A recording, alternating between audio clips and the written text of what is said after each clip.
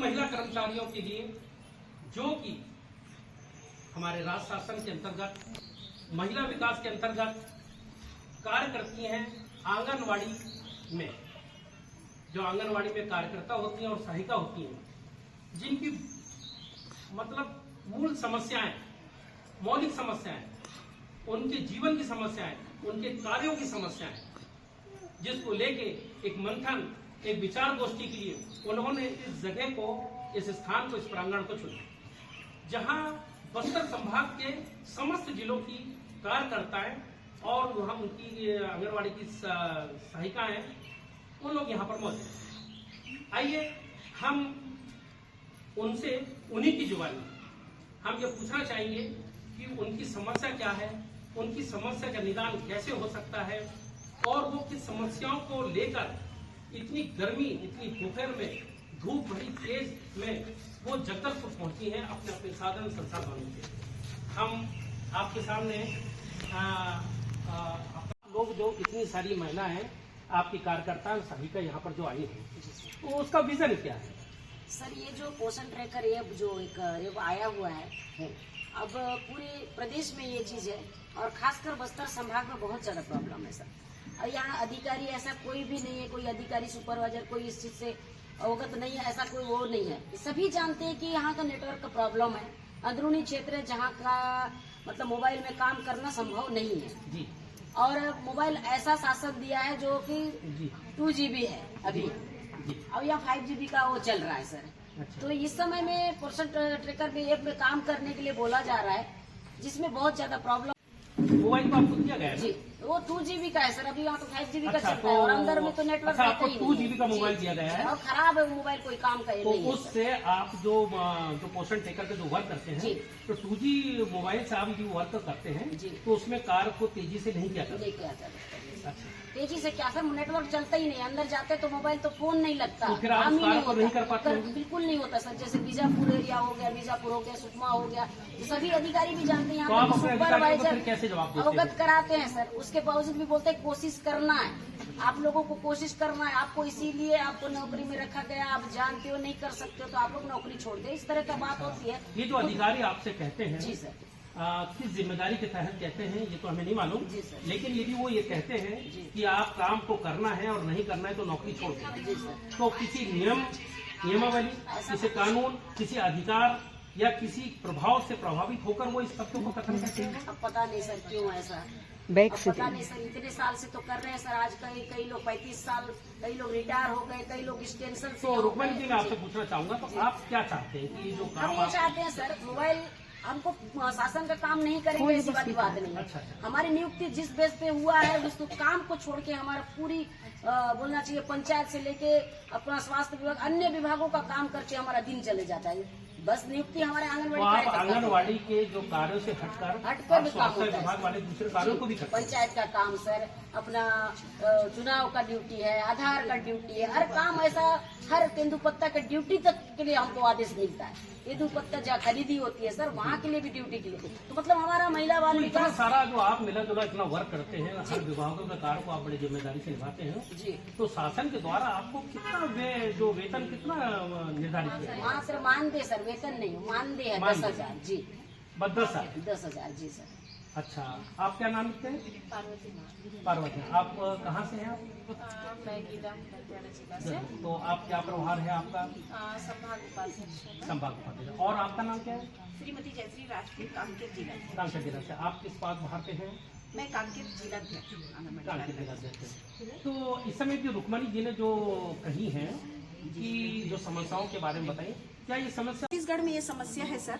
अच्छा। सभी जगह यही समस्या है और समस्या का समाधान ना बताकर ये बोला जाता है कि आपको अगर नौकरी करना है तो ये सब करिए, नहीं तो नौकरी छोड़ दीजिए। तो मानदेय सेवी है सर, अगर आप नियुक्त किए उस समय ये नहीं देखा गया कि कितने पढ़े हैं। तो ये जो अधिकारी जो आपसे कहते हैं कि आप काम करना करो नहीं तो नौकरी, ऐसा नहीं है। इन अधिकारी का क्या नाम होता है, ये क्या नाम से बुलाए जाते हैं?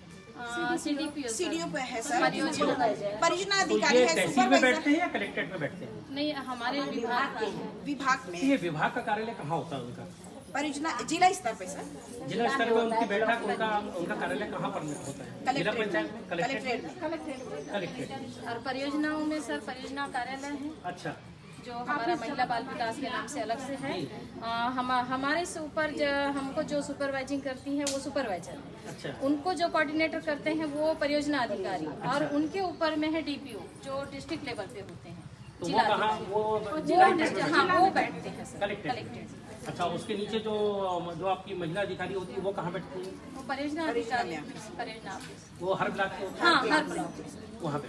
ब्लॉक अच्छा, उनके ऊपर जो अधिकारी होती है वो डीपीओ है सर जिला में। वो जिले में। तो आप लोग क्या चाहते हैं? आप लोग की क्या मांग है और आप लोग किस तरह का आसानी चाहते हैं या क्या चाहते हैं शासन से? क्या गुहार लगाना चाहते हैं?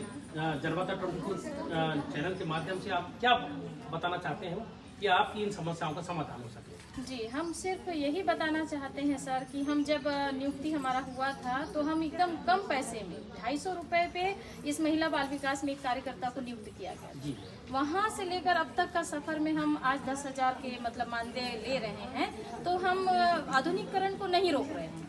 जैसे भारत डिजिटल हो रहा है तो हमारा जैसे मोबाइल में वर्क लेना हम एक आधुनिकीकरण को ही समझते हैं, हम उसको रोक नहीं लगा रहे हैं सर। लेकिन उस तरह का जो सुविधा हमको मुहैया कराना चाहिए वो नहीं हो पा रहा है। जैसे 2G में हमको 5G का मतलब काम लिया जा रहा है सर। जो डाटा हमारा एक जगह पे स्टोर हो जाता है, सिंक नहीं हो पाता है। क्यों? क्योंकि वहाँ पे सर्वर नेटवर्क की समस्या है। और कई क्षेत्र ऐसे हैं जहाँ पे नेटवर्क है ही नहीं सर, एकदम नेटवर्क पहुंच विहीन क्षेत्र है। वहाँ पे ऑफलाइन ही काम बहुत दिक्कत से होता है, तो ऑनलाइन की तो हम सोच भी नहीं सकते। उस जगह पे हमको ना, जैसे रायपुर एक सिटी है जो एकदम आधुनिक है सर, तो उसके बराबर हमारे बस्तर संभाग को आंका जाता है, समानता मिलाई जाती है।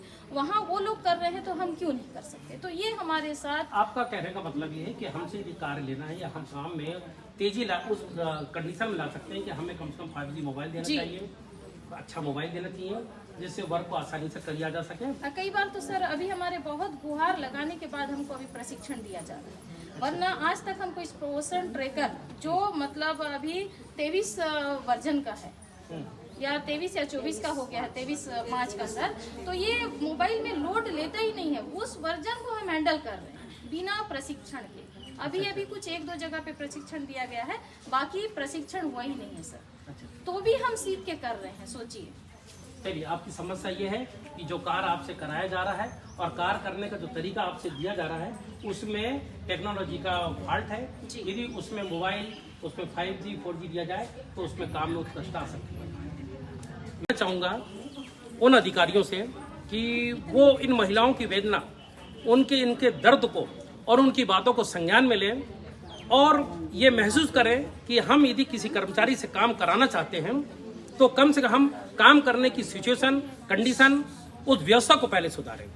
यदि वो काम टेक्नोलॉजी किसी यंत्र के द्वारा किया जा रहा है, जैसे पोषण जो ट्रैकिंग का काम कराया जा रहा है वो मोबाइल से कराया जा रहा है, तो मोबाइल जो दिया गया है अधिकारियों के द्वारा, शासन के द्वारा, वो 2G मोबाइल दिया गया है जिससे कार्य को नहीं किया जा सकता। ये उस तरह की बात हो गई है कि आज का जो गवर्नमेंट है, आज की जो सरकार है, सवाल उससे ना पूछकर पिछली सरकार से सवाल पूछा जाए।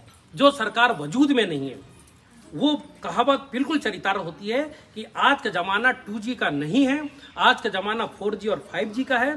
यदि हम काम में उत्कृष्टता लाएंगे, काम में पैनापन लाएंगे, काम को तेजी से और तत्परता से यदि हम करना चाहेंगे तो हमें वैसे इंस्ट्रूमेंट का ही, संसाधनों का इस्तेमाल करना पड़ेगा।